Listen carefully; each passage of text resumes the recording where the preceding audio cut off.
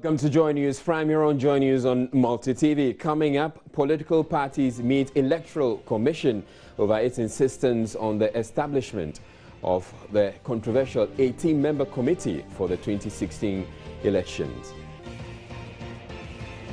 Accra High Court to rule on fresh attempts by lawyers for Dr. Zanetto Rawlings to dismiss a case challenging her eligibility to contest the 2016 parliamentary elections on the ticket of the NDC in the Klote-Koli constituency. Speaker of Parliament demands better security for MPs as fears grow of a possible terror attack on Ghana. And coming up in business, prices of foodstuffs increased by approximately 30% as traders cite poor rains and bad roads as major causes for the price shoot-up. And President Mahama awarded Doctor of Law the honorary Doctor of Law degree. Business news will be coming up in the next 30 minutes with entertainment, sports, and our interactive segment, Joy News Interactive, following in the second hour of the bulletin, which is available across Europe on ABN television. My name is Israelai. Please stay tuned.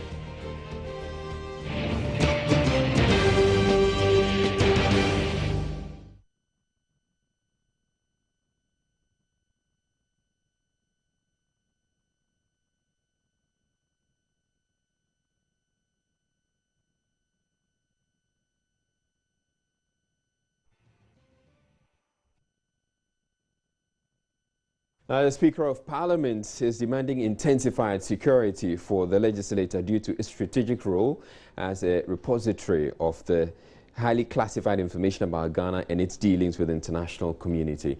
It comes even as national security steps up measures. As concerns grow, Ghana faces an imminent threat from terrorism. Speaker Edoduaja was speaking at an inaugural ceremony for a district police station right there in Parliament House. The facility, which until its conversion into a police post served as a reception area for the State House building, shares the same compound with Parliament. Before the inauguration itself, Parliament took steps to upgrade its security with deployment of police personnel around the facility and restriction of movement of visitors to the House. The Speaker, who is also acting President in the absence of President John Mahama and the Vice President Kwesi Amissah-Arthur, said the terror attacks on Ivory Coast and other West African countries require a rethink of security deployment around key national installations to avoid any surprise. He appealed to members of Parliament and the Security Service to avail themselves for new changes to avoid embarrassment. Recent terrorist attacks on our neighboring countries, Burkina Faso and Ivory Coast in particular, signal the urgent need for us to secure our key strategic national assets. The opening of this police station, therefore, could not have come at a more opportune time. The inauguration of this station will provide secured and sound working environment and improve the preparedness of the police personnel to maintain the security within the environment of Parliament and the State House. Let me, on this note, urge honorable members, staff of the Parliamentary Service, the State House, the general public to bear with the additional security measures that may be enforced by the police personnel here from time to time. And I must quickly add that everybody entering these premises is subject to the instructions from the police. Deputy Majority Leader Alfred Kwame Agbeshi and the Minority Leader Osei Asare pledged the cooperation of their members to the new arrangements. I am mindful of the fact that presence of a police station in itself does not guarantee security, if not completed with other logistics. I am without doubt that the Speaker, with the leadership of the House, with support of the IGP, in providing the full complement of logistics required for the men and women in uniform to perform their duties effectively and efficiently. The commissioning of this police facility today is to give effect to that security that Parliament as an institution wants to provide, first to the Right Honourable Speaker, honourable members, the staff guests to the house and property as well. Interior Minister Prosper Bani said the security agencies are on high alert to deal with any breach in the country. We have to be reminded that the security situation in our sub-region requires a lot of vigilance and proactive steps to ensure that our people, especially Ghanaians, have the confidence in government to provide the needed security to enable them go about their activities in peace on a daily basis.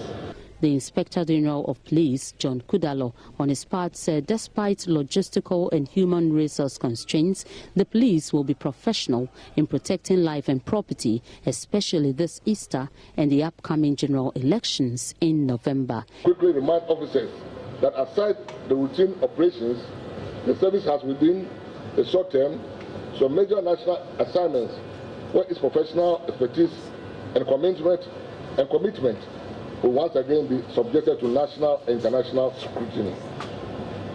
Mention can be made of the provision of security during the upcoming Easter festivities at various political rallies, and then the delivery of peaceful, free and fair presidential and parliamentary elections in November this year.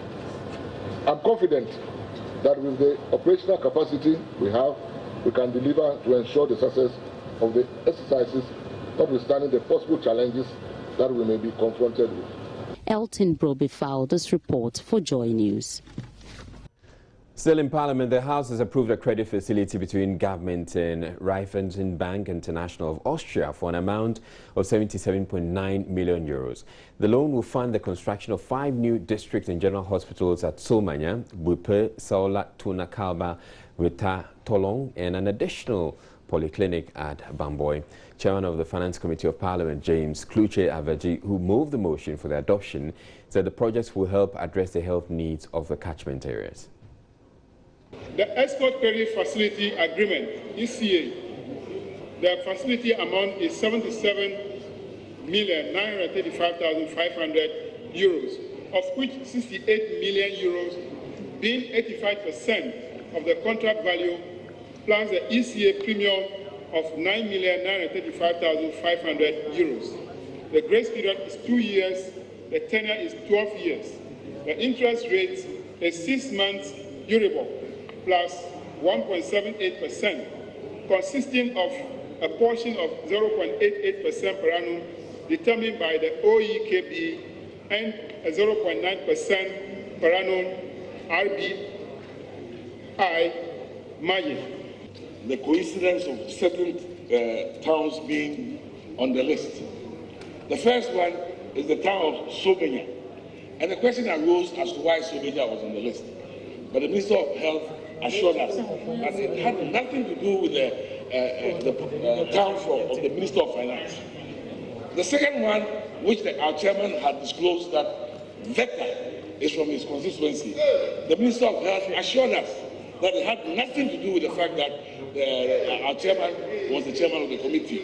I'm pleading with the House that the issue of passing loans before we see commercial agreement is bringing this House name into disrepute. People just don't understand why we continue to do. I'll give you examples. Mr. Speaker, when Parliament is being lambasted because of Reed Hospital, it's because the loan came before the commercial agreement. When we passed another loan for some district hospitals and polyclinics in Central Region, Mr. Speaker, it's getting to 2 months. The commercial agreement, things are not yet ready. Bupe is located at the central point between Kintampo and Tamale. And this road, the stretch of road, is prone to accidents. Recently, we had an accident on that road that killed almost 61 people. So getting a district hospital in Bupe would be another source of attending to accident victims, apart from providing the health care to the people of the Yape Kosovo constituency. It will also provide to anybody who travels along the road, and in the case of an accident, proximity will be very, very close. We do believe that the concept of putting up health infrastructure needs to be supported. And it is necessary because the inception of the National Health Insurance Scheme has made it possible for people to want to access health care. However, the absence of health facilities, and especially long distances to access health facilities, have been one of the major constraints. So it is a good thing that we are having health infrastructure put up. Parliament is meanwhile sitting deep into the night to consider and approve some loans and agreements before it goes on recess. The Justice for All program on Friday discharged 4 remand prisoners who had been locked up at the Koforidua prisons in the Eastern region. This was after 4 High Court judges had heard a total of 70 cases. Friday's discharge brings to 150 the number of remand prisoners released in the last 12 months under the Justice for All initiative, and marks a year since Joy News' groundbreaking documentary Locked and Forgotten offered a never-seen-before perspective of the country's jails. Justice Clemens Honye-Nuga is chairman of the Justice for All program. We feel highly elated that we are actually helping the inmates to come out from prison, and so that we should not be there unreasonably. And added to this program, I think today we release, the total is about 70, and we are very grateful to that. And I must say that there's a lot of improvement. What should we expect this year? We understand it's been decentralized. Yes, the situation, the program is being decentralized so that the judges in the regions would have to man the program. But those of us in Accra will still monitor the program and see to it that the writing is done so that we achieve better results. So are they going to be sitting every month, 2 months, 3 months? No, depending on the number of remand prisoners available to be attended to, then they will sit. If it means monthly, they will have to sit. Justice Honye-Nuga refuted suggestions the program releases prisoners into society. Last time, when the Honorable MP J.B. Dankwa died, an alarming situation was created that the suspect was just released by the Justice for All program. I think it is very unfortunate that such situations should continue to happen, because it is not true. We had gone through the names of all prisoners that we have discharged or granted bail, and we never found that name. But it keeps on coming. It keeps on coming. Anybody who commits an offense is just related to the Justice for All program, that they had just released him, which is not true. This is a very laudable project which is helping a lot, all of us, and is giving us a very good name. The Chief Justice, after the broadcast of the Locked and Forgotten documentary, instituted refresher courses for judges across the country so they could appreciate conditions in the prisons. Appeals Court Judge Justice Constant Hometo tells Joy News the courses have been really helpful. Now, we also take that opportunity to let them know about bailable and non-bailable offences, especially the fact that when people are remanded for offences which are classified as bailable offences, it contributes to the congestion situation that we have in the country. And I can tell you that personally I have noticed that it has really assisted in decongesting the prison. In fact, decongestion is the actual reason why we organize these courses. And you would notice that I now preside over a court at the Nsawam prison. And you'll be surprised to know that since October last year, 2015, when the court started till date, we had about 190 applications. Surprisingly, I was thinking that majority of the applications will come from remand prisoners, but no. We have about 95 appeals and only 50-something applications from remand prisoners. Now, when you look at the applications that we have received from remand prisoners, you would notice that most of them committed non-bailable offenses. What does that tell you? It means that the program has achieved its objective. Those who are there for non-bailable offenses, and especially whose trials have not also been delayed unreasonably, are there justifiably. So to me, the remand population has reduced drastically. And I can also tell you, I've interacted with a lot of judges, and they have told me that the visit to the prison after the courses has actually made them understand the conditions of detention of our prisoners, and it actually has a bearing on them anytime they are dealing with applications before them in the court. So to cut it short, I would say it's a very laudable program, and we have covered almost the entire country, and we have also incorporated this program into the training session for newly appointed judges. So from the very beginning, they also get to know. So I think we are achieving a lot of. Watching Joy News Prime, we're taking a break. We'll be back with more. Please don't go away.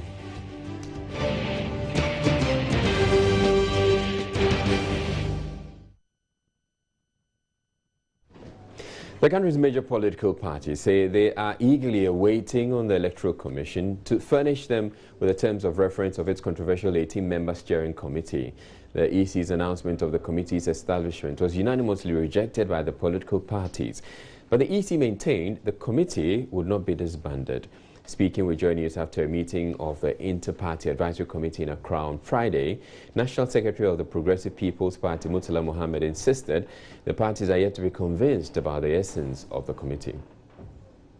We all know what uproar that committee brought when they were mentioned. The political party raised a lot of questions. And so we were hoping that those questions will be answered. But unfortunately, we have been asked to wait, and the terms of reference will be written to us so that we can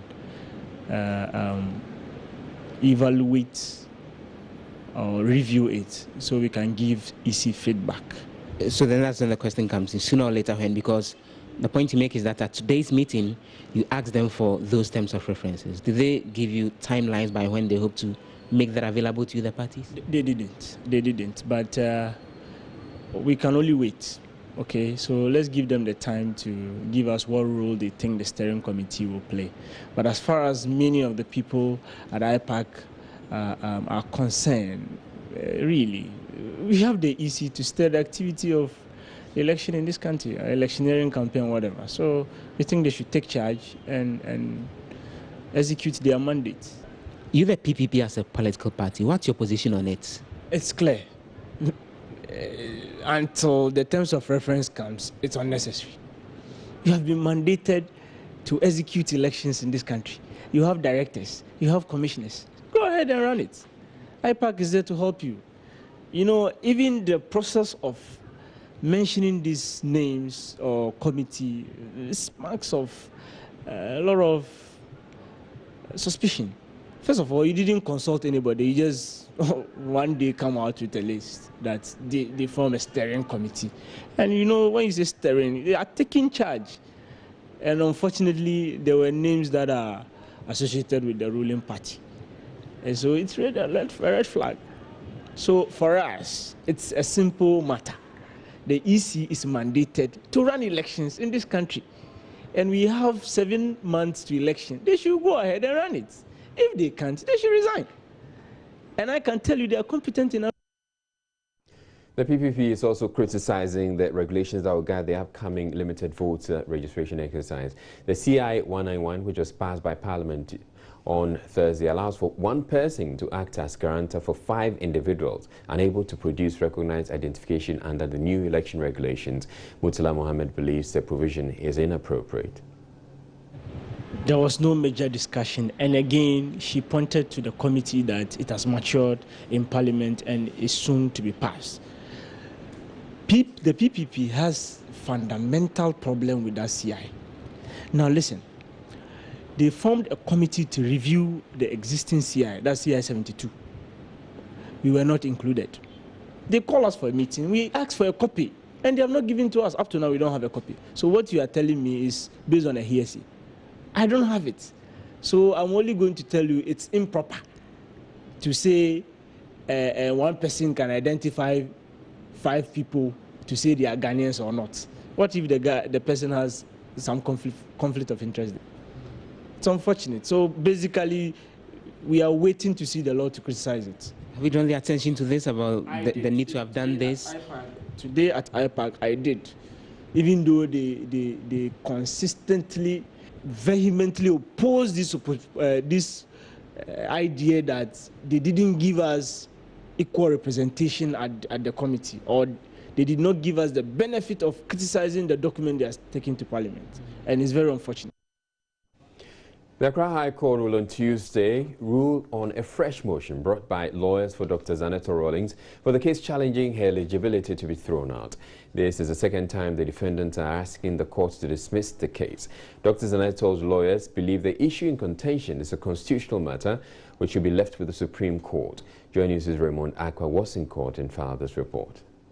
The incumbent Clote Kole MP Niama Ashite, who was defeated in the NDC primary, is challenging the propriety of the daughter of former President Rawlings to contest the seat on the ticket of the NDC, since she is not a registered voter.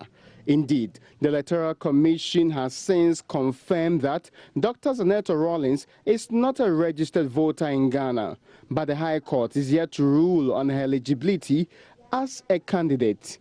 Before that determination is made, however, Dr. Zanetto's lawyers on Friday made a case insisting that the Supreme Court is the only body allowed by law to make such a pronouncement. Godwin Tamaklo, who represented Dr. Zanetto, also argued that the case is premature since his client is not a candidate in the November polls yet. Government has announced it will build a new 3-story girls' dormitory for the Ghana Senior High School in the Eastern region. The girls' dormitory of the school was on Thursday evening razed down by fire. Almost all belongings of the female students were completely lost. Eastern Regional Correspondent Kofi Sian was in the school and has filed this report. The 1-story girls' dormitory accommodates over 600 female students of the school. The building was Thursday evening razed down by fire, leaving students stranded on campus. Students who were affected passed the night in classrooms, while others put up with colleagues, creating congestion. When Joy News visited the school, teaching and learning had stalled while students and parents count their losses. It's just unfortunate. It's what we have seen. I think it's beyond my imagination. School authorities, as part of measures to tackle the situation, announced the temporary closure of the school. The headmaster of the school, the Very Reverend Barima Osei Asare, said the school would put in place short to long-term measures to address the accommodation challenges. We are not closing today.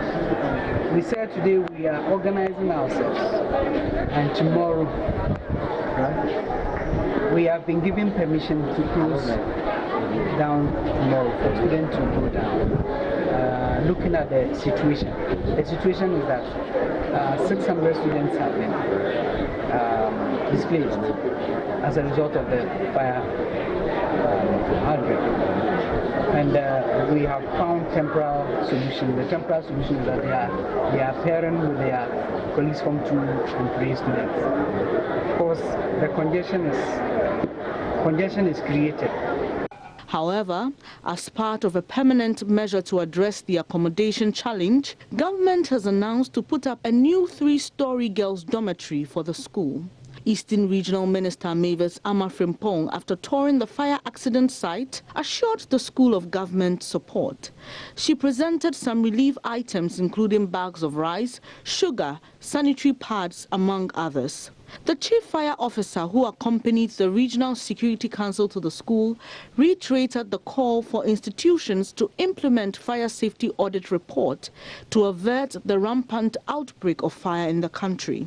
According to Dr. Albert Brown-Gazy, the lack of fire safety equipment and appliances grossly affects management and fighting of fire in the country. Edwin Kofi Siao's report. Up next, we bring you business news.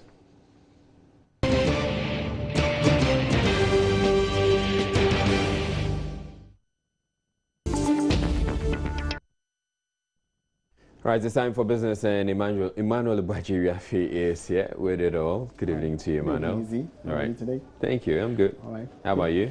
I'm fine, thank you. All right. Take it away. All right. So moving on in business, if you love yam as a meal, this may be bad news for you. The price of the commodity on the market has gone up by at least 30% in the last 4 weeks. A visit to the Konkumba market in Accra by Joy Business revealed a tuber of yam, which sold for 4 cedis on the average, is now going for between 6 and 8 Ghana cedis. Traders say poor rains and bad roads, among other factors, that have caused the price shoot.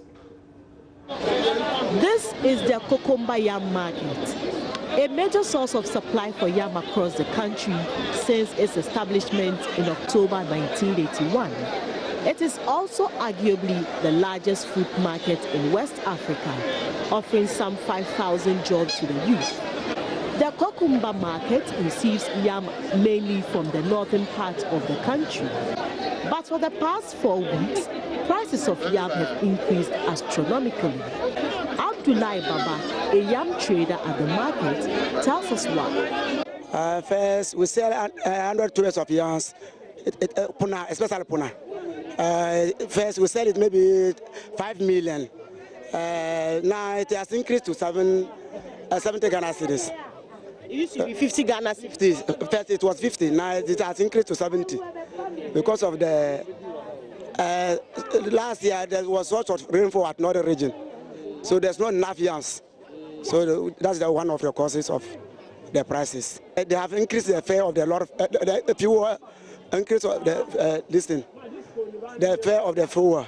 So that's another problem. So how much did you use to pay transporting your yam here? First we were paying 30 cedi per 100 tubers. Now it has increased to 60, other places 50. So the drivers will charge according to the road network, because maybe the fellow will use 2 hours to come, and because the road is not good to make it, maybe it will cost about 4 hours. So they will compare the road network to the price. That's another cost of it. Others cited other reasons for the price increase. Now, if you come here, they used to, especially if the car want to enter into the market, they used to tax about maybe 10 cedi per a car. So now they have increased everything to maybe 30 cedis, 40 cedis. Due to that, they have increased the fare of the yams from north to here. And the road problem to all this constitute the cause of change in price in these markets. Among the different types of yam, asana, ponjo, nyaminti, abompuna, afasie, alaba, puna is the most expensive. Yes, it's true. And in the house, everybody wants puna. And puna is very expensive. Now we can't buy because the little size you buy, even a small child can eat. So it's very expensive. This area here, for instance, we have the puna yam, and depending on the size of the yam, you have this one in particular. You used to sell between 3 to 4 cedi. Today, if you visit the Konkumba yam market, it's going for 6 Ghana cedi 50 pesos.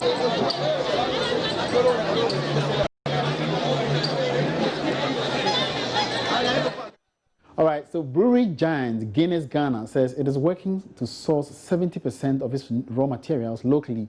Guinness is already using locally produced maize, sorghum and cassava for its production. This has seen the firm invest about £30 million in the value chain due to the costs incurred when imported raw materials are used. Francis Agbonloho is the new managing director for Guinness. We'll also be bringing in, how we impact on societies, whether it's in terms of, educating all our consumers, bar staff, bar owners, and really reaching out there to everyone in the country in terms of ensuring that people drink alcohol responsibly, because as a business we believe genuinely that alcohol is a special product and is meant to be enjoyed and is not meant to be misused. We will also constantly work with our farmers to ensure that We are substituting importation with local raw materials. We've done this on our own. 3 years ago, the raw material we use for our production, we could only source 12% of it. Today, we're sourcing about 50% locally. And that means, creating more economic empowerment to our farmers and everyone that is within our value chain. Our vision is to be able to increase that to 70% local input by the end of 2019. Well, the move could be described as good news for local farmers of maize, sorghum and cassava, as there will be ready markets for the produce. Now, Guinness has 2 products made from sorghum and cassava, that is top malt and root beer. Now, some major oil marketing companies began adjusting prices of petroleum products. Meanwhile, price of crude has finally crossed the $40 mark, a development that could increase the cost of living for Ghanaians. Some major oil marketing companies have started reviewing prices of the various petroleum products. This is in line with adjustments every 2 weeks by the importers and marketers. Checks by Joy Business show that the 2 leading players in the industry, Goil and Total, have increased their prices, but another big player, Shell, has kept its price unchanged, at least for now. George Rafi has more. All right, so we'll bring you a story in the course of the bulletin. Now, Access Bank says it is engaging its customers more to recover the bank's non-performing loans. In this regard, the bank has decided to restructure loan repayment deadlines to enable defaulters pay up. Other banks have also indicated they are working hard to reduce the incidence of non-performing loans this year. A recent Bank of Ghana report indicated an increase in banks' non-performing loans last year, a situation that has contributed to negative growth in the banking sector. Stephen Aban is head of personal banking at Access Bank.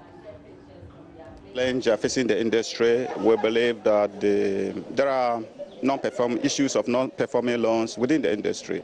At Access Bank, we are trying to engage the customers. We've restructured some of the loans, and we believe that they are responding. So it's not as bad as maybe we are doing slightly better. And I believe with the continuous engagement, continuous monitoring, putting ourselves in the shoes of the customers, trying to understand their business, the situation is getting better. Those few loans with issues, extending the period and restructuring the payment mode, we are pretty much on course at Access Bank. Stephen Aban spoke to Joy Business after the bank presented to a Saka Home House to the grand winner of its Change Your Level promotion. He said the promo brought the bank almost 50,000 new customers. This promo was to reward them for their loyalty and also attract those who are not with us yet. And we thank God. The patronage has been good. The response rate has been fantastic. Our existing customers embraced the promo. Those who are not customers yet also came on board. And I believe it's a journey we just started. We have achieved our objectives. We have about close to 50,000 people coming on board because of the promo. All right, head of personal banking at Access Bank is Stephen Aban. It's now time to go to the stock market. Today is a Friday, and John has joined me here. John, what's up for tonight? Well, actually, tonight this is a Friday, so this is the last day of the week, and yes. I think the market recorded some significant improvement in their performance, and we did see almost about an improvement of about 44% compared to yesterday, because the market is almost about 242,245 in terms of volume, and the total value about 600,230. I think that is the highest so far this particular year that we've recorded on the market. But it was not enough, or it's not enough to actually bring market capitalization very close. It only actually appreciated on just about 0.01%. So that's exactly what it is. But then still, the composite index, which measures the total performance of the market, is still almost around 3.51%. And then the financial services index, which measures the performance of the various financial services companies listed on the Ghana Stock Exchange, is also almost around 4.56. That's what very, very, very low in terms of that performance. So that's how the market did. But only 2 equities actually moved the market. We have the likes of EGL, that's the Enterprise Ghana Limited, and Total Ghana. doing that particular. Total lost 1 peswa, and then Enterprise Ghana also added 1 peswa to their respective shareholders. But on the commodities market, actually, we do have crude oil still maintaining that momentum after I recorded 41 this afternoon. So it's still at $41.34 basically after it added 1. And gold still losing since yesterday. Today it lost almost about $5.33, and cocoa also gained $5 to it. So I think that's how it is going actually. But then on the currency, basically the CD is still strong against the United States dollar and then the Chinese yuan, but lost against the British pound and the euro. So that's basically how the market ended today, Friday. Before you go, why is for some time now the CD has maintained a higher exactly against I think the US dollar? Why? Against the US dollar, we know for a fact that I think the IMF program is also brought in some discipline. Of course, the government is also actually making some frantic effort at cutting down on its cost. Okay, so I think these are some of the measures put in place to make sure it's actually going, but we hope it's actually going to be sustained. And number 2, the other thing is also the fact that we need to actually be exporting more. Once we actually keep exporting, we're expanding our export base, then a lot more foreign revenue would actually be coming Could the price, in. the crude oil price recovery also be a factor? It can be a factor, but for now we cannot assess the impact of that change in price in crude oil because it's not been that long a time. So we need to actually give it some time to be able to assess that. All right. Okay, thank you very much for that update. That was John Amwako with tonight's stock market news. That's it for business. Good evening.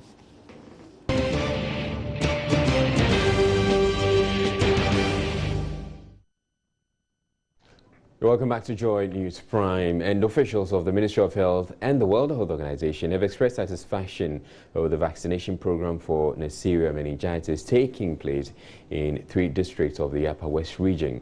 The aim of the exercise is to contain the strain of meningitis which has rocked the district. With a day to end the exercise, over 80% of the targeted group of people have so far been vaccinated. 138,000 people from Nandom, Jirapa and Nadoli are expected to be vaccinated at the end of the exercise. Rafiq Salam reports from WA. The reactive vaccination program for the 3 districts in the Upper West region, namely Jirapa, Nandom and Nadoli, to contain the new strain of meningitis known as Neisseria meningitis, which started on Monday, is expected to end by the close of Friday. Although Neisseria meningitis is not new, health officials believe it has the potential of becoming an epidemic if not brought under control. Since the start of the exercise on Monday, officials of the Ministry of Health, Ghana Health Service, and the World Health Organization have been going around the districts to monitor and see for themselves how it is being carried out. Director of Public Health at the Ministry of Health, Dr. Bedu Sarkodie, is already claiming success about the exercise, even though they have a day left for the exercise to complete. I'm very convinced that looking at the turnout, we would reach the target that we have together. Indeed, as at yesterday, those data that we have compiled, we are very high, 80-90% thereabouts, and if we have the last day in addition, so sincerely and truly, we get to the figure that we require. An official of the Ghana Country Office of the World Health Organization, Dr. Sally Anna Ohini, explained why the vaccination does not include all residents of the 3 districts. We target the 2 to 29-year age group because they are the most vulnerable. Now, if you have cases reporting at the health facility and you monitor their ages, you realize that these are the people who are most affected. Now, the vaccines are not enough, so we have to have certain criteria, and that is why we focus on this age group. Upper West Regional Director of the Ghana Health Service, Dr. Winfred Ofosu, stated that they are not going to rest on their oars after the exercise. We still have the medicines and the logistics to treat anybody who get the meningitis. And as the others have said, we are in the African meningitis belt. Throughout the year, we see meningitis cases because meningitis is endemic in our region. But the Harmattan season, which often starts from November to about May, the climatic conditions are such that it facilitates the transmission of these germs, pneumococca, meningococca, and so there's upsurge of these infections. 138,000 people are expected to be vaccinated at the end of the exercise. Reporting for Joy News, Rafiq Salam. Wow. President John Mahama, who has just been awarded an honorary Doctor of Law in Scotland by the University of Aberdeen, has dedicated the award to Ghanaians. He also said the University of Aberdeen has contributed greatly to scholarships and knowledge, not only in the United Kingdom, but in Ghana as well. Hence, the honor bestowed on him was a humbling one.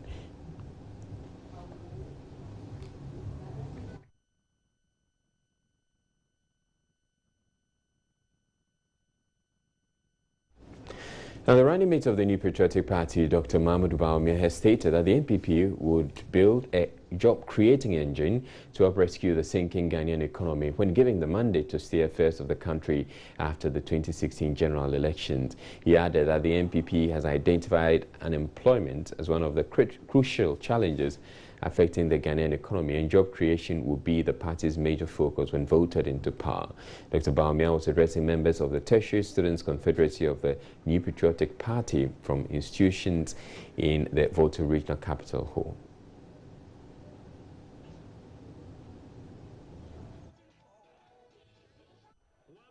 Concern for tertiary students anywhere is the issue of employment after graduation. Education is never an end in itself. It is a means to an end. It is a means to building a life, raising a family, and contributing one's developed capacities for national development.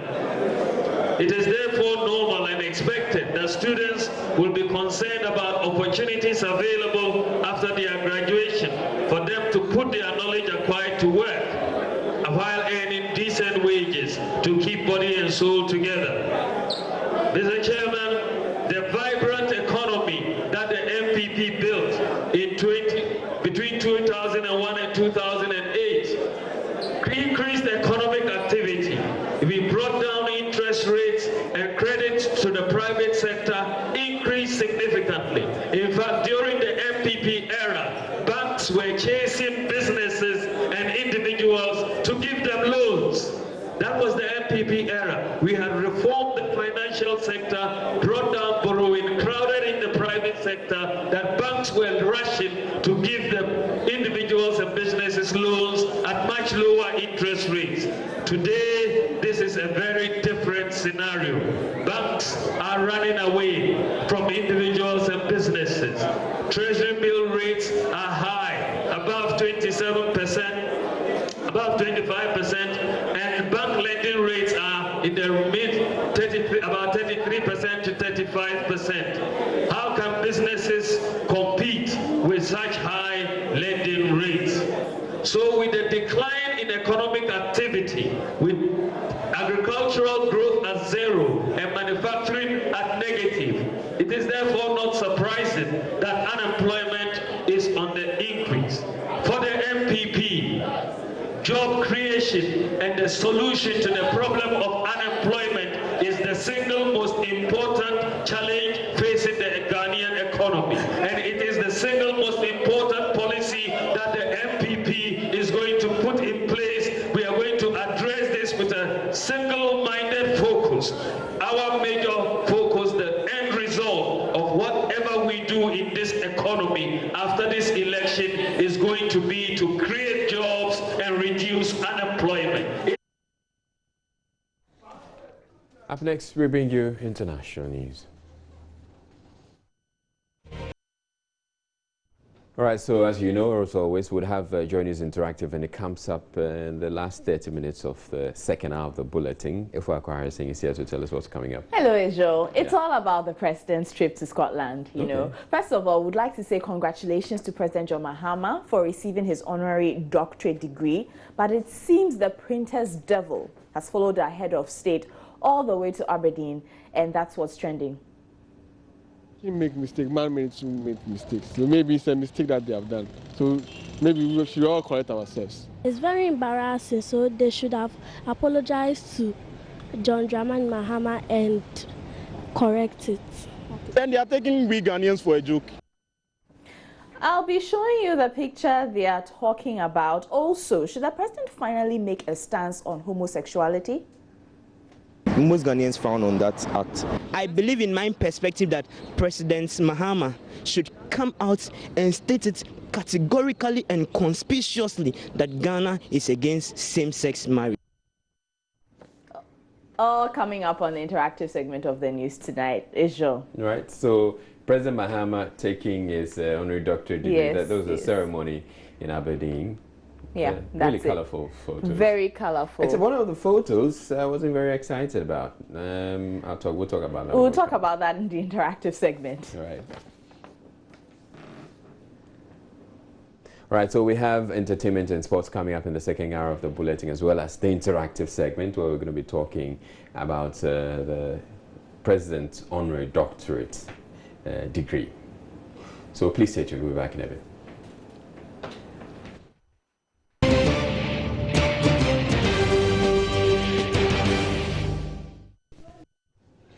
Right, you're back on to watching. You're still watching Joy News Prime Time for a recap of our top stories. And political parties have met the Electoral Commission over its insistence on the establishment of the controversial 18-member committee for the 2016 elections. And Accra High Court is to rule next Tuesday on fresh attempts by lawyers for Dr. Zanuto Rollins to dismiss a case challenging eligibility to contest the 2016 parliamentary elections on the ticket of the NDC in the Clote-Corley constituency. Speaker of Parliament demands better security for MPs as fears grow of a possible terror attack on Ghana.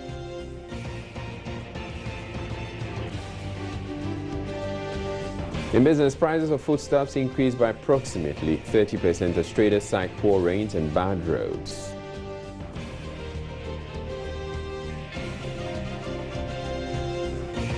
And President Mahama awarded honorary Doctor of Law degree in Aberdeen. On to the rest of our stories. And 6 months after completing the building of a police station by residents of Ayi Mensah and adjoining communities, police personnel are yet to be deployed there. Residents, after suffering incessant armed robbery attacks for years, secured the permission from the Adenta Divisional Police Command of the Ghana Police Service to put up the station. It has, however, since been abandoned. Joy News' Latif Idris visited the community and reports residents are demanding the deployment of officers to man the furnished police station. Ayi Mensah and Damfa fall within the Abokobi Madina constituency, located in the Ghanaian districts of the Greater Accra region. Residents of Damfa and 12 other adjoining communities, including Kweman and Otinibi, are suffering ceaseless robbery attacks. After failed attempt to get police personnel to patrol the area at night, the residents got clearance from the Adenta Divisional Command to put up the station with the promise of posting personnel to man it to help protect life and property. The residents, desperate for security, invested their resources to help build this police station. This station was completed last year, October, and I'm talking about 2015, last year. We will want to tour the facility to show you, how the toll of these residents is, growing dust already. Now, this here is the holding cell, and I must say that whatever you see in here was part of the specification given by the police, authority to the residents. So they managed to put up this holding cell for suspects who are brought into this facility. Now we'll get in here and then get a better understanding of the situation. Now the residents also managed to put up an armory, if you like. Now this place, they say, is for the police officers to keep their weapons. It is also set. The furniture, as you can see, is growing dust. The residents, Ni Amasa, gave the land for the construction of the police station. With the constructed police station left redundant after months of completion, he is now tempted to take back his land. The project was completed months ago, and we've been to the police countless number of times trying to get them to activate the place, but to no avail. We need them to come and start work here to save our lives and properties. Like other residents, Monica has had the bitter experience of coming face to face with armed robbers in this area. Her pharmacy shop, which is adjacent the unmanned police station, was raided by robbers some weeks ago. When we saw this thing, we were very happy, thinking we are safe. But now, we don't know what is going on. We've not heard from them. It's just there. We don't know when it's going to be open. So what do you want done? We are pleading to the authorities, to the government, to help post police personnel here so that they come and help us. Thank you. I think even now people have been coming and asking if, when are they starting? But definitely no answer. So if they come, people are they look forward to having them here. Are you also looking forward to them? Definitely. So now that they are not here, how does it feel that the facility is there is now growing dust? Yes, so I don't know how it can be done, but the power that be, they have to really work hard to get the place activated. The Adenta Divisional Command of the Ghana Police Service that plays supervisory role over the police posts and stations in this area tells Joy News the station is redundant because the service is understaffed. Until personnel are posted to man this facility, residents here would continue to suffer at the hands of armed robbers who capitalize on the lax security to thrive. But security is not the only challenge that confronts the people. Healthcare delivery is another challenge. The only health facility that serves the people is the Damfa Health Center. The center, which was opened in January 1970 by the then Prime Minister Dr. Kofi Abrefa-Buzia, was originally designed to cater for about 4,000 people. The population in this area has more than tripled over the years, overburdening the facility. According to residents, the situation makes access to healthcare a mirage. A concerned resident who spoke to Joy News on condition of anonymity laments how daunting it has been for health professionals. Among other things, he tells me the health center has over the years operated without a medical doctor. When you have malaria, the lab does not have the requisite equipment to test malaria for you before they give you drugs. So how do they diagnose and then prescribe medication for their clients who visit the facility then? What they do is that they write prescription for you, and when they write prescription for you, you have to go to town to go and do those lab tests before you come back. And the physicians will write medicines or drugs for you to go and purchase. And let me say this, that the clinic, I think, needs something called autoclave. I don't know how it works, but they need you to sterilize their things and some equipment here. They don't have that.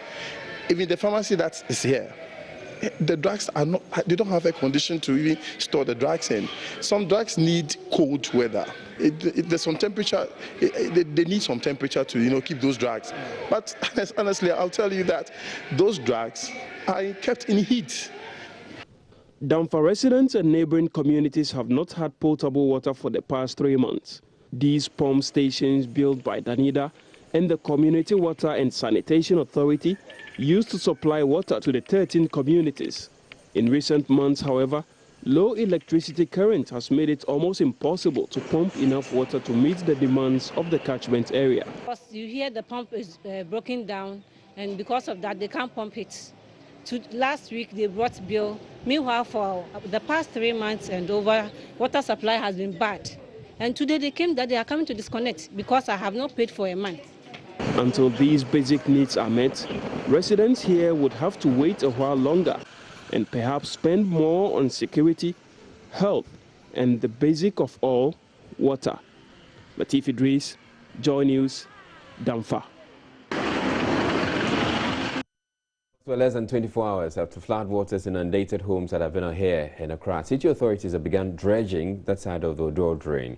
Residents in that community had no choice but to keep vigil because a storm drain breached its banks and flooded their rooms. Martha Krenselako went back to the community to assess the situation. I'm here at Aveno, a suburb of Accra, and as you can see behind me, the Odo drain, the storm drain that is constructed to channel the water, the storm waters or the rain waters that come through the city is here. Unfortunately, it is filled half full with sand and other waste materials, solid materials, making it difficult for the rainwaters to go smoothly. Yesterday around 11 p.m. I was here and residents were devastated because the rainwaters had overflooded their homes and they had left on the streets with no hope of surviving for the night. I'm back here and I can see the work ongoing behind me. I can see two of the excavators actually in the storm drain digging up the sand. The other concern is where the sand will go to, because if they are not collected as soon as possible, as the clouds form again, it is very possible that they'll all be washed back into the storm drain, and this is going to affect the whole effort. Earlier in the day, the Accra mayor was here to inspect the work that is ongoing. He is not here at the moment, but no official is going to speak to us. But you can see behind me that work is frantically ongoing, and we'll find out from residents if this is all they need to be able to sleep in peace, even when the clouds form again. Gathered from the residents here that the excavators came here early in the morning and they've been working. Even though it's 6 p.m., they are still doing what they need to do. Perhaps because they anticipate there's going to be more rains. We were lucky we didn't hear any unfortunate incidents about lives that are lost or property or any casualty, but we are hoping that as the rains set in, this problem of the Odo drain overflowing its banks to people's homes will be solved once and for all if this dredging actually takes place in good time. So I'll be visiting some of the areas I went to on Thursday night when the floodwaters went to their homes to find out what they think and the damage that is suffered from the previous night. Less than 24 hours after I reported that the storm drain has overflowed its banks and the water has taken over the homes of people here at Aveno, I am back here today and life seems to be very normal. I can see some children playing football around here, but I stood at this very same spot and the public toilets behind me showed signs that the rainwater had taken more than half of it, and I saw some people walking through it. But as life bounces back to normal, is it not time for people who live around this place to rethink their decision to continue staying here, knowing very well that their lives will always be in danger whenever it rains? Elizabeth. Tete. Tete. Okay. Nyani nyumo ne ebanye chuemi. Fane. Ni mino feye. In park in bi. Mini ke mini park. Intale. Ingokete. No park ingokete. Akama singlete. Okay. No mene ingoko ni bi ewu. Nke mama shipon. Eko chuemi egbin. Fane. No kanyi mo bo enemu eko ya kanyi mo ewu emi no ba fe. Ma parki. Eko iwo dane na konfiole. Fane. Iwo ke ogbini enewa ne fito no fi ano mi no ba fe. Ma kanta. Ngbefa. Kanta ebi ene. Oye moko ye jen. Fane. Iwo ko ya hinjen. Okay. Ma ya tale kanta. Ah, oba ya tale kanta kuno. Okay. Elizabeth, you are done? Yeah. Thank you. So I found a new friend. Her name is Elizabeth, and she's telling me that the floodwaters came to her room. She packed her things and put it on top of the roof, and when everything was settled, she brought everything down again. And I asked her, what if everything is destroyed? And she's telling me she'll go to Cantamanto. For those of you who don't know, you get the cheapest clothes, second-hand clothing at Cantamanto. She said she will go there and she will buy new clothes and she will wear, and life starts all over again. I have spent some time here in the community and nobody seemed to want to speak on camera because the situation has normalized. But they are telling me that they are grateful that at least their pleas are being heeded to and the storm drain is being dredged.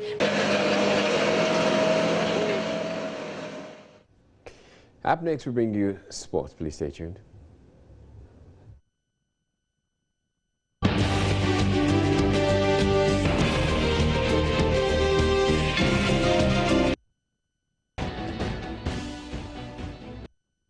Time for sports, and Gary L. Smith is here. Good evening to Gary. Hello, Israel. And I can imagine you have all the very latest in the Premier League action. Yeah, Ghana Premier League. Ghana Premier League. And also the Champions League draw was done. Okay. Yeah. Right, you had an interview with a tennis expert on Maria Sharapova. Yes, we'll be playing that one as well, as to all her troubles and whether she was guilty or not, and whether we'll have all of that. All right, you take it away. All right, thank you very much for joining us on the Sport on Prime. Hello, I'm Gary L. Smith.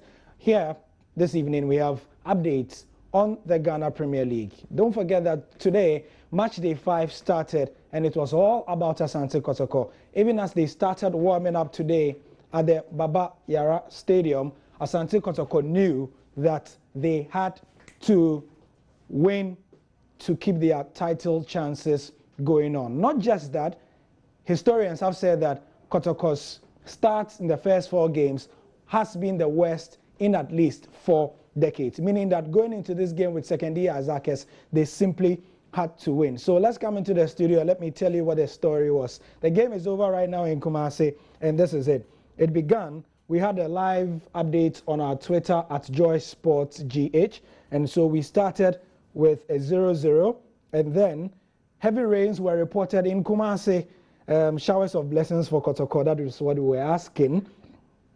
At halftime, it was 0-0, but look at how the pitch was in Kumasi. Very heavy rain. By the 60th minute, it was still 0-0 between Kotoko and Hazakes. And then Kotoko were still probing us at the 70th minute. Then we had a goal from Asante Kotoko. Kwame Boateng recorded his first goal for the Porcupine Warriors this season. There he is.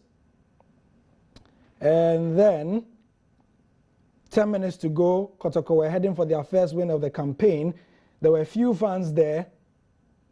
Hazakes have now let in 12 goals in 5 matches in the league. That's not too good for them. At full time, Asante Kotoko won by a 1-0. Richard Ajimine of Kotoko, in his post-match interview, said, "We thank God we wanted to win, and we did it." Also, Basigi of Hazakes said, "My boys played one of their best games this season. I was impressed, but they lost." David Duncan said, "We gave it everything. We were confident, and we probed hard." He said, "Maybe the corner has been turned. Let's see what happens in subsequent games." And so that was the story for Asante Kotoko. Meanwhile, this is what it looks like on the table in the Ghana Premier League. If we could look at it for our viewers to see what's going on the table. Asante Kotoko have moved from 14th, and they are now on 11th. If you see, they have played 5 games. Everybody else has played 4 except Hazakes. And so in the other matches, we'll be having the games this weekend. Let me show you what the games will be this weekend in the Ghana Premier League. It will be like this. Adriana Stars will be playing. Nope, that's not it. Right, so this is it. In terms of what we should expect. Yep, round 5. Ashanti Gold will be playing Adriana Stars. Bechem United will be playing Ebusuya Dwarfs. Techiman City play Dreams FC. While Stars play New Dubiase. Wafa play Liberty. And Inter Allies play Heart of Folk. Don't forget that Mediama have a outstanding match with Ebusuya Dwarfs, but they won't play it because this weekend they'll be playing a very important game. That is the second leg of their CAF Confederations Cup against Al Ittihad of Tripoli. That's it for the Ghana Premier League. Meanwhile, in the UEFA Champions League, we had some very interesting pairings today as the draw was done in Switzerland. Let's see the highlights of the quarter-final draw, and let's tell me what you think are the best ones of the round of 8. Away from the football, the tennis world is still talking about the trending story of the last 2 weeks. Maria Sharapova failing a drug test and announcing to the whole world 2 Mondays ago. She told us that at the Australian Open this year, she failed a test for meldonium, which she also knew as mildronate. Earlier, I spoke to a tennis expert from Dubai, Reem Abdulel, to give us some perspective on this issue. First of all, I asked her why this whole Maria Sharapova issue is such a big deal. First of all, this really is probably the biggest shock I've experienced in sport since I started doing this.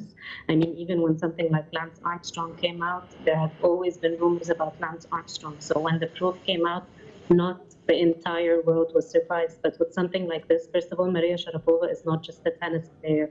She's not just an athlete. She's a superstar. Maria is an icon. Even people who don't follow tennis know Maria. Maria is an entrepreneur. She has so many businesses. And there was never any rumors around her when it comes to doping. So when something like this happened, I have to say it's been a week, but we're still all in shock. Like every now and then I have to remind myself, okay, this really happened.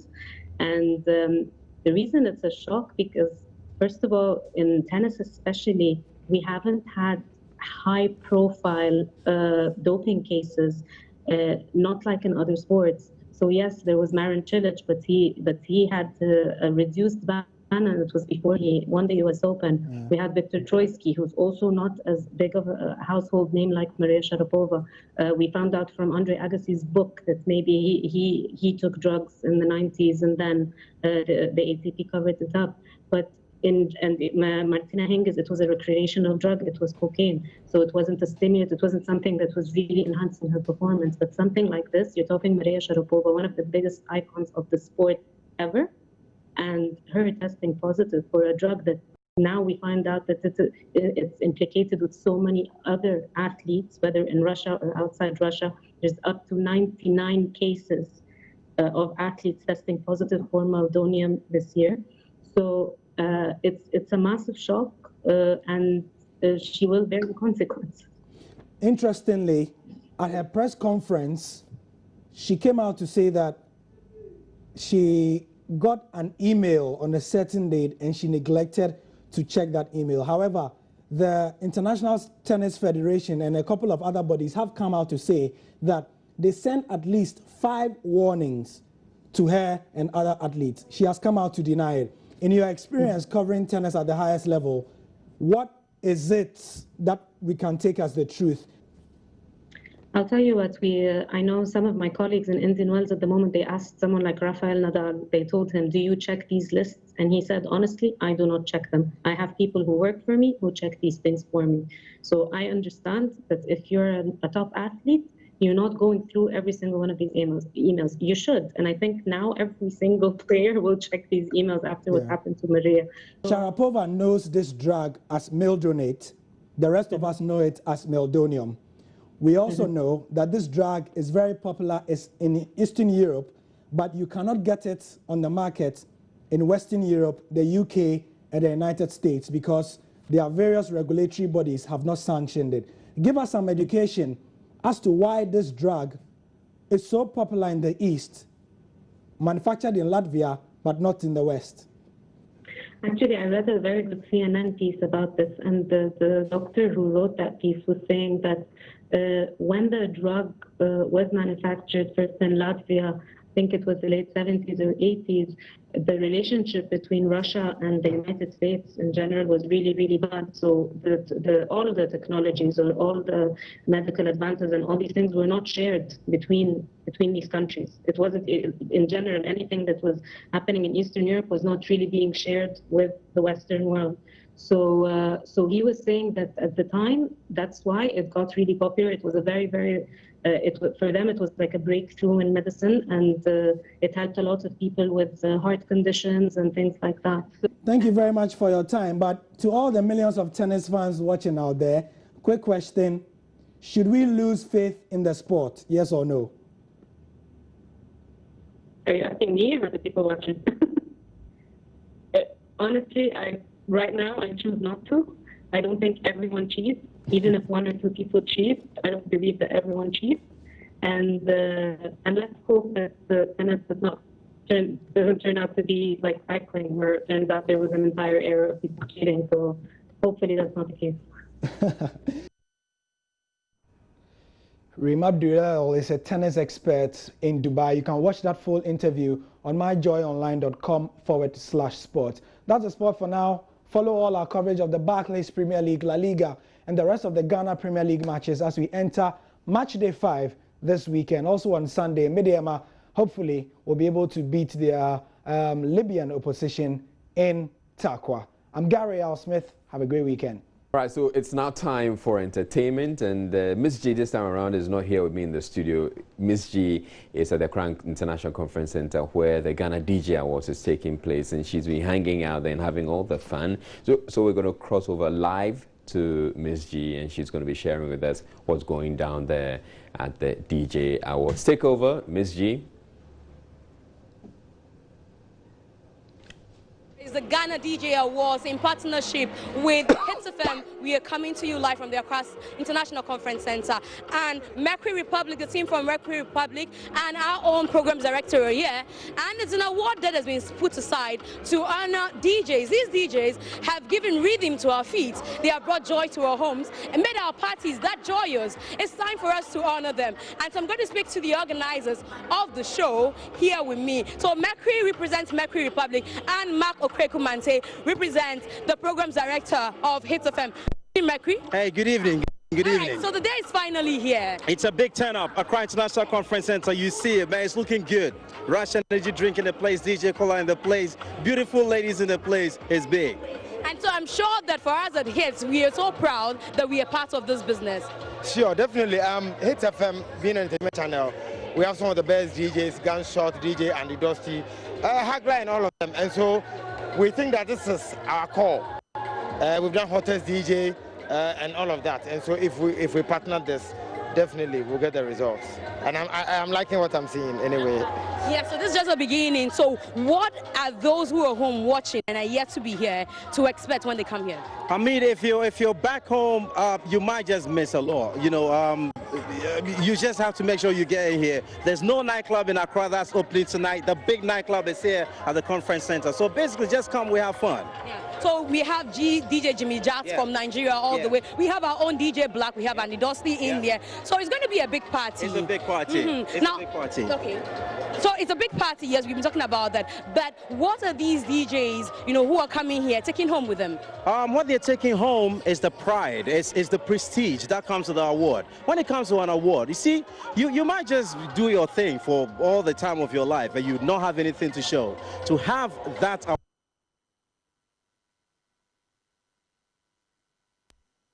they are coming to win, and if you're a nominee, I think it's a blessing in disguise. Wow. Mark, you have been a DJ before, and I'm sure that looking at this is the biggest award for DJs in the country. You think it's enough?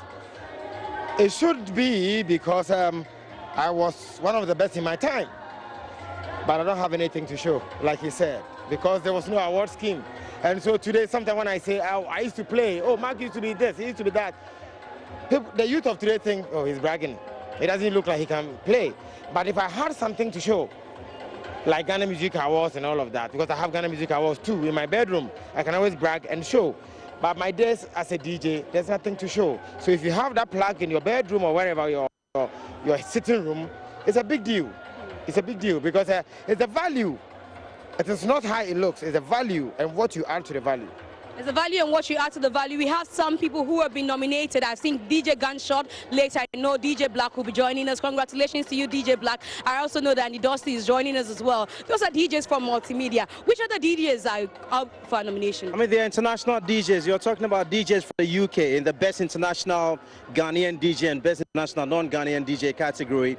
You have DJs from other radio stations. Mobile DJs. I see DJ Kofi, who represents Munti FM. He's in the building as well. So a lot of DJs, a whole lot of DJs. Now it's a party time for DJs. Thank you very much. I want to speak to King Legacy, Dr. Pounds. Hits FM is carrying live the transmission from here. Dr. Pounds here, who is our own DJ.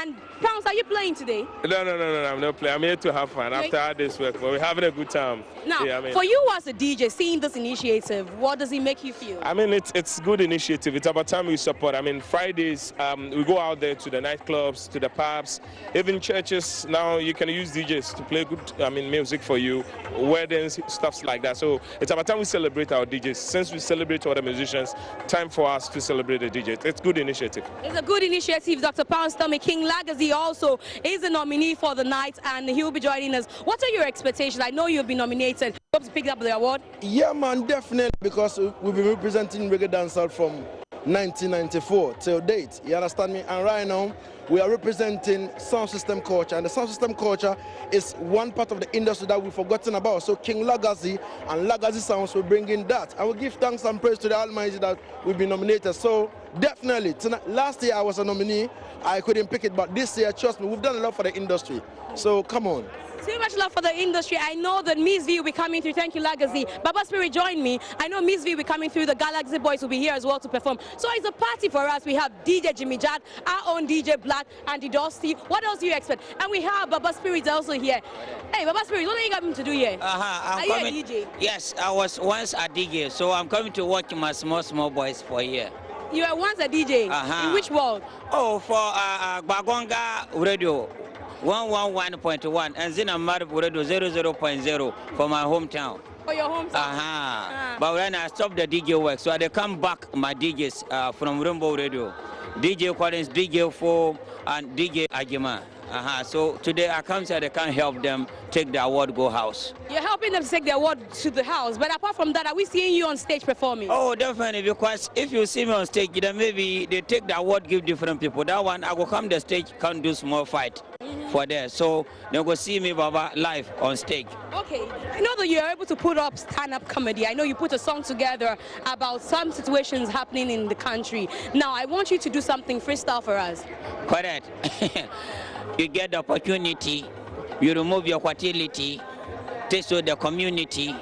You think say be publicity, me. Last time, Chris Brown, Wabajana Hasia Babaya down. I'm on the fans of Kurumpo Aya Canal because Waginas was stage was we, but the police people say they no see. And your wife and Kwana would on a Pietro, Cobol and Rakel, we are your mofoko, Etina Babat Spirit, Matrom, Pietro, wholesale price, the Yana saw Bakakirame Osas. And that's a song he put together for Wise after the incident. And let my own friend and brother at Hits FM, Mike Gizo, join me. He's in charge of the live transmission here, and he's going to be telling us why Hits FM decided to come and transmit from here. Well, it's exclusive. You know, this first of its kind. And I believe that we are celebrating our DJs since we are #1 when it comes to entertainment. Of course, no doubt that we should celebrate our DJs. And so we said, okay, let's take it live on the radio so that people out there can have a listen. That's why we are here. Now, it's also a good opportunity to ask this question. You think that apart from this award that is put in place, in general, are DJs actually respected in this country? Way back, I felt, well, they felt, okay, it was a profession that was not taken serious. But moving forward, I think it is a job that has, you know, gained popularity.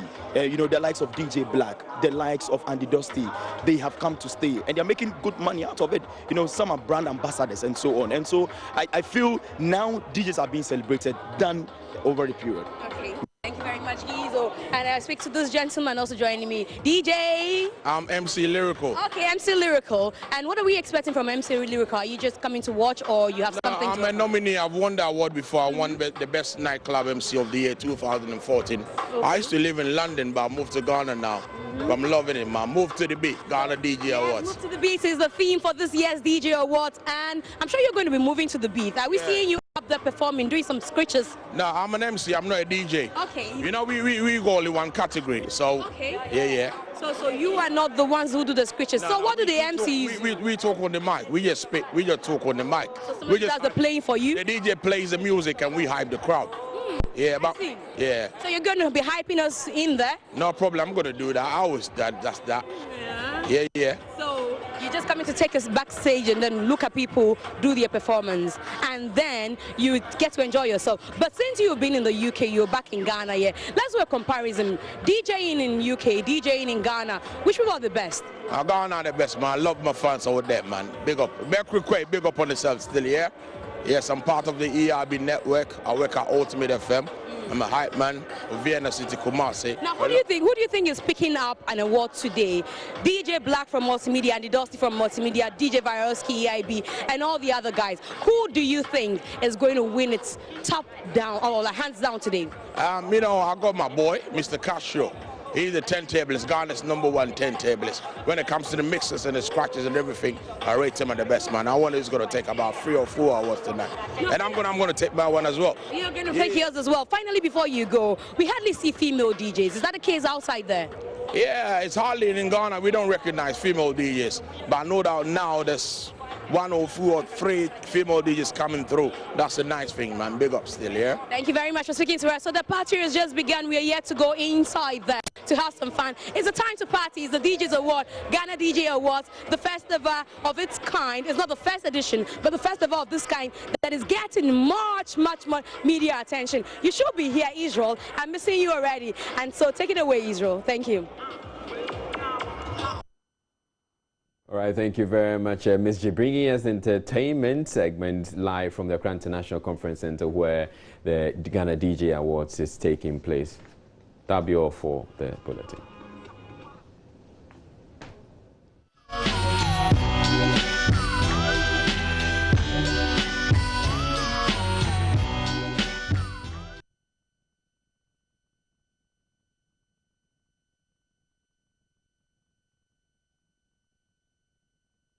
Right, so that was all for entertainment. That's it for the bulletin. Now, before we go to a quick run through our top stories, and political parties have met the Electoral Commission over its insistence on the establishment of the controversial 18-member steering committee for the 2016 elections. And for more news, you can log on to myjoyonline.com.